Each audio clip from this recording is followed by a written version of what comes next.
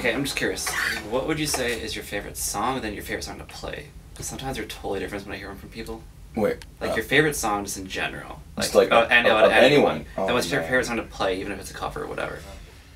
We'll start with listen to. I think this week I've really been enjoying the Gorillaz album, just because I really enjoy stuff that doesn't sound like everything else. I mean, I'm surrounded by a lot of folk musicians and a lot of folk music, and so like I really crave just straight up hip hop or rock or whatever the case may be. Favorite song to play this week would probably be Rage Against the Machine. Bomb track. Yeah. Yeah, and then last week would have been completely different. Do you want to know last week's too? Yeah, of course. Yeah, Of course. Okay. Last week was a very Beatley week.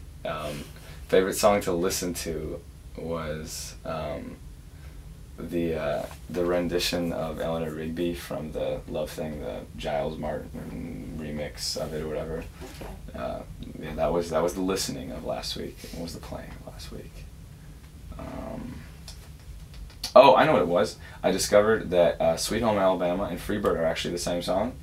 And so, yeah, it's true. I could go on further, but I don't want to get anybody in trouble or make anybody mad. But so I think that playing those two together as the same song was probably what I was doing last week. See, like lately I've been watching, there's this one video on YouTube about the 4-chord song. Oh yeah, Axis of Awesome? Yeah. I've had 6 people send it to me. Yeah. Yep. I still can't get enough of it, because it's just, everyone has to watch the video at least once just to see Oh, it's how great. everything is based on. Oh, it is, yeah. And then like what, didn't Jimmy Fallon do something like that a couple Yeah. years ago where he Yeah. played like every single song over My Sharona or something like that? Yeah.